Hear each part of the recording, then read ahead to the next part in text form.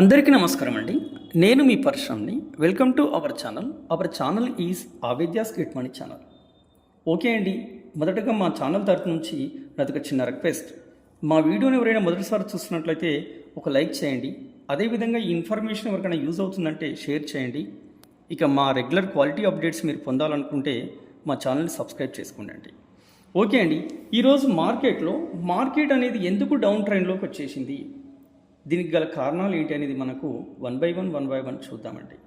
ఇక మొదటగా మనం మార్కెట్ని అబ్జర్వ్ చేసినట్టయితే ఈరోజు మార్కెట్లో సెన్సెక్స్ వచ్చేసి 720 పాయింట్ల మేర అది కోల్పోవడం జరిగిందండి.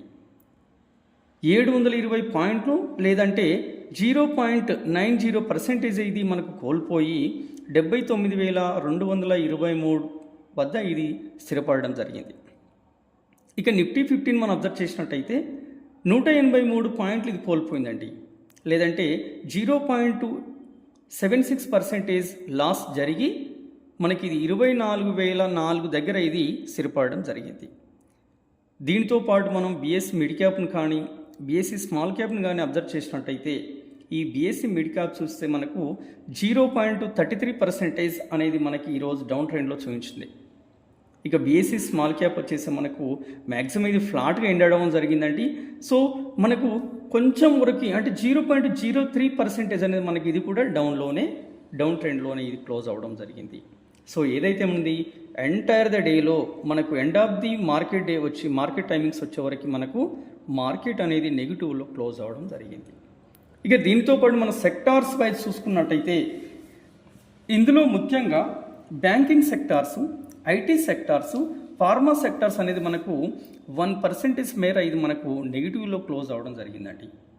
ఇక దీంతో పాటు మనకు ఉన్నటువంటి బీఎస్లో టాప్ గెయినర్స్ను, టాప్ క్లోజర్స్ను అబ్జర్వ్ చేసినట్టయితే టాప్ గెయినర్స్ వచ్చేసి మనకు ఓఎన్జీసీ, టాటా మోటార్స్, ఎస్బీఐ లైఫ్ ఇన్సూరెన్స్, టైటాన్ కంపెనీ, హెచ్యుఎల్ ఇలాంటివి. దీనితో పాటు మనకు మారుతి సుజుకి, ఐచర్ మోటార్స్, బజాజ్ ఫిన్సర్వ్ లాంటి కంపెనీస్ అన్నీ కూడా మనకి ఈరోజు టాప్ గెయినర్స్గా నిలవడం జరిగింది. ఇక టాప్ లూజర్స్ వచ్చేసి మనకి ఐటీ సెక్టార్స్ అండి. ముఖ్యంగా అందులో ఐటీ సెక్టార్స్లో వచ్చేసి విప్రో, టీసీఎస్, ఐసిఐసిఐ బ్యాంక్, హెచ్డిఎఫ్సి బ్యాంక్, టెక్ మహేంద్ర అండ్ అదానీ పోర్ట్స్ ఇవి మనకు టాప్ లూజర్స్గా ఈరోజు మనకు మార్కెట్లో నిలవడం జరిగిందండి. అసలు ఈరోజు మనకి ఈ యొక్క ఐటీ అండ్ బ్యాంక్ సెక్టార్స్ అనేది ఎందుకు పడిపోయింది, అసలు ఏంటి రీజన్ అనేది మనకు చూద్దామండి.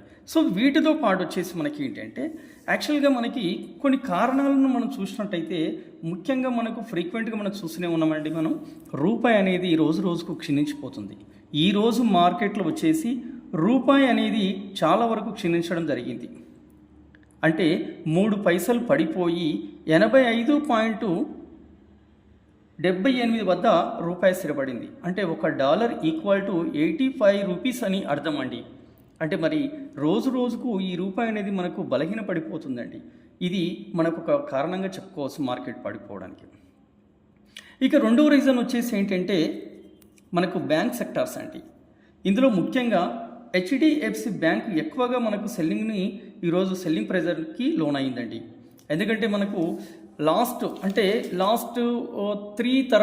3 గంటల తర్వాత మనం హెచ్డిఎఫ్సి బ్యాంక్ అబ్జర్వ్ చేసినట్టయితే ఇది మ్యాక్సిమం 2.5% వరకు మనకి సెల్లింగ్ ప్రెజర్ని సూచించిందండి.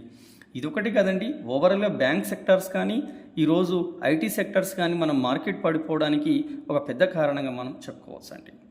ఎందుకంటే మనకు రూపాయి క్షీణించడం వల్ల మనకు ఎఫ్ఐఎస్ వాళ్ళు అనేది ఏం చేస్తారంటే సెల్లింగ్ స్టార్ట్ చేస్తారండి. ఎందుకంటే రూపాయి క్షీణిస్తుందంటే వాళ్ళ ఉద్దేశం మనకు మార్కెట్లు అనేది అంత బలంగా లేవనే కాన్సెప్ట్తో వాళ్ళ ఎఫ్ఐఎస్ వాళ్ళు వాళ్ళ యొక్క వాటాలను వెనక్కి తీసుకుంటారండి. ఇది ఇదే విధంగా మనకు కంటిన్యూ అయితే ఖచ్చితంగా మళ్ళీ ఫారెన్ ఇన్వెస్టర్స్ అనేది వాళ్ళ యొక్క వాటాలను వెనక్కి తీసుకోవడంలో ఆశ్చర్యం లేదండి. ఇదే అండి ఈరోజు మనకు మార్కెట్లో జరిగినటువంటి ముఖ్యమైన విషయాలు. ఇక ఈరోజు మార్కెట్లో మనం ముఖ్యంగా చూసుకోవాల్సినటువంటి స్టాక్స్లో కేఈసీ స్టాక్ ఒకటండి. ఈ కేఈసీ స్టాక్ను మనం అబ్జర్వ్ చేసినట్టయితే అందులో ఉన్నటువంటిది ఏంటి అనేది మనం వన్ బై వన్ చూద్దాం. ఈరోజు మార్కెట్లో కేఈసీ స్టాక్ అనేది యుఏఈ మరియు అమెరికా నుండి 1,097 కోట్ల వర్త్ ఆఫ్ ఆర్డర్ని అయితే ఇది గెలుచుకుందండి.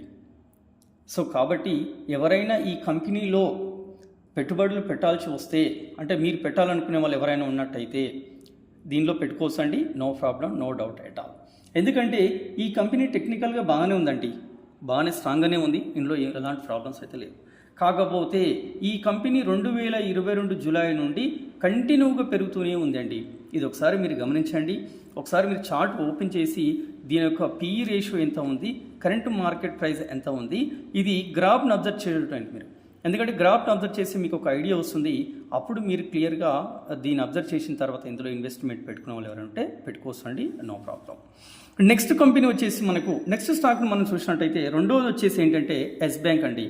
ఇక మీకు ఎస్ బ్యాంక్ గురించి తెలిసిందండి. ఎస్ బ్యాంక్ అనేది చాలా వరకు పెరిగి అది ఒకేసారి దమాళ్ళమని పడిపోయినటువంటి విషయం మనకు తెలిసిందే. అలాంటి ఎస్ బ్యాంకు ఈ మధ్య కాలంలో మళ్ళీ అది మనకు కొంచెం గ్రోత్ అవ్వడానికి ట్రై చేస్తుందండి. సో కాబట్టి ఎస్ బ్యాంక్ గురించి కూడా మనం ఈరోజు మార్కెట్లో మనం చూసినట్టయితే, ఈరోజు మార్కెట్లో ఎస్ బ్యాంక్ యొక్క Q3 రిజల్ట్స్ చాలా బాగున్నాయండి. ఈ యొక్క Q3 రిజల్ట్స్ని బేస్ చేసుకొని ఎస్ బ్యాంక్కి సంబంధించినటువంటి వృద్ధి అనేది మనకు ముందు ఉంటుందని మనం చెప్పడానికి ఒక అవకాశం ఉందండి. ఓకే, ఈరోజు Q3 రిజల్ట్స్ని చూసినట్లయితే మనకి ఇందులో బ్యాంకు డిపాజిట్స్ అనేది, ఎస్పెషల్గా బ్యాంకు డిపాజిట్స్ని మనం పరిశీలించినట్లయితే 14.6% అనేది మనకు వృద్ధి చెందిందండి. అనగా ఇందులో ఇంత పర్సెంటేజ్ వృద్ధి చెందడం వల్ల ఇది ఖాతాదారులు, అంటే ఎవరైతే అకౌంట్ హోల్డర్స్ ఉంటారో తమ డబ్బుని ఎస్ బ్యాంకులు దాచుకోవడానికి ఇంట్రెస్ట్ చూపిస్తున్నారని ఈ యొక్క మనకి ఇండికేట్ చేస్తున్నాడు. ఈ విషయం మనకు దానికి సంబంధించినటువంటి విషయం అండి. ఇందులో నెక్స్ట్ విషయం వచ్చేసి మనకి ఏంటంటే సిఏఎస్ఏ పర్సెంటేజ్ అనేది కూడా మనకు 33% వరకు పెరిగిందండి. ఈ Q3 రిజల్ట్స్లో లాస్ట్ రిజల్ట్స్ను కంపేర్ చేసినట్టయితే ఈ Q3 రిజల్ట్స్లో 32 నుండి 33% వరకు మనకి ఇది పెరగడం జరిగింది. ఇది బ్యాంక్ యొక్క ఆర్థిక స్థిరత్వాన్ని మనకు తెలుపుతుందండి. సో కాబట్టి ఇందులో నో ప్రాబ్లం. కాకపోతే ఈ స్టాక్ మనకు 2020 ఏప్రిల్ నుండి స్లోగానే ఉందండి. అంటే ఒక బేస్ ఫామ్ చేస్తుంది అనుకోవచ్చు, లేదంటే మనం ఇక్కడ నుంచి మనకు పైకి వెళ్తుంది అని కూడా చెప్పుకోవడానికి ఆస్కారం ఉన్నటువంటి స్టాక్లో ఇది ఒకటి అండి. దీన్ని మీరు ఎవరైనా ఇందులో ఇన్వెస్ట్ చేయాలనుకుంటూ వస్తే దీన్ని క్లియర్గా పరిశీలించిన తర్వాత మీరు పెట్టుబడులు పెట్టాలనుకుంటే పెట్టుకోవచ్చు అండి. కాకపోతే as of now okay, but future అనేది ఎలా ఉంటుంది అనేది మనం చెప్పలేం. కాబట్టి మీరు ఖచ్చితంగా చార్ట్ ఓపెన్ చేయండి, దీనికి సంబంధించిన ఇన్ఫర్మేషన్ని గ్యాదర్ చేసిన తర్వాతనే ఇందులో ఇన్వెస్ట్మెంట్ పెట్టుకోవచ్చు అండి. ఎందుకంటే ఇది తక్కువ ప్రైస్కి దొరుకుతుంది కాబట్టి చాలామంది ఇంట్రెస్టెడ్గా ఉంటారు ఇలాంటి స్టాక్స్లో ఇన్వెస్ట్ చేయడానికి. అందుకని మీరు ఒకసారి పెట్టే ముందు ఆలోచించి ఇందులో ఇన్వెస్ట్ చేసుకోవచ్చు అండి.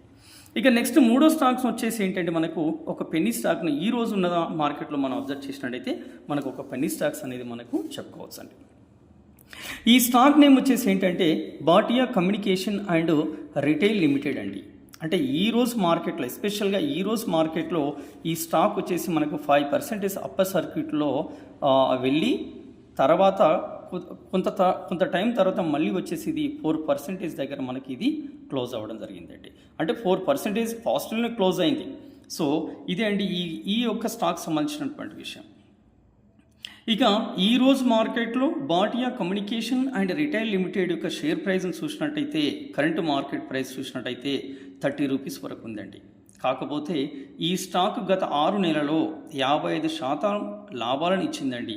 వాళ్ళ యొక్క ఎవరైతే అందులో పెట్టుబడులు పెట్టుకున్నారో వాళ్ళకు 55% వరకు ఇది కంటిన్యూస్గా వాళ్ళకు లాభాలను అయితే తెచ్చిపెట్టిందండి. మరి టెక్నికల్గా నేను అబ్జర్వ్ చేసినట్టయితే ఇది టెక్నికల్గా బాగానే ఉంది యాజ్ ఆఫ్ నౌ. మీరు ఒకవేళ ఇందులో పెట్టుబడులు పెట్టాల్సి వస్తే కూడా ఒకసారి మీరు చార్ట్ ఓపెన్ చేసి టెక్నికల్గా చూడండి, అదేవిధంగా ఫండమెంటల్గా చూసిన తర్వాత ఈ స్టాక్స్లో ఇన్వెస్ట్మెంట్ పెట్టుకోవచ్చు అండి. ఎందుకంటే ఇది చాలా చిన్న స్టాక్ అండి. అంటే చిన్న స్టాక్ మనకి కరెంట్ మార్కెట్ ప్రైస్ కానీ పీఈని కానీ అబ్జర్వ్ చేసినట్టయితే ఇందులో మనకు పెట్టుబడులు అయితే పెట్టుకోవచ్చు అండి, no problem, no doubt at all. So ఇది అండి ఈరోజు మార్కెట్కి సంబంధించినటువంటి విషయాలు. ఇక నెక్స్ట్ మనకు నిఫ్టీ 50ని అబ్జర్వ్ చేసినట్టయితే ఈరోజు నిఫ్టీ 50 మనకు 24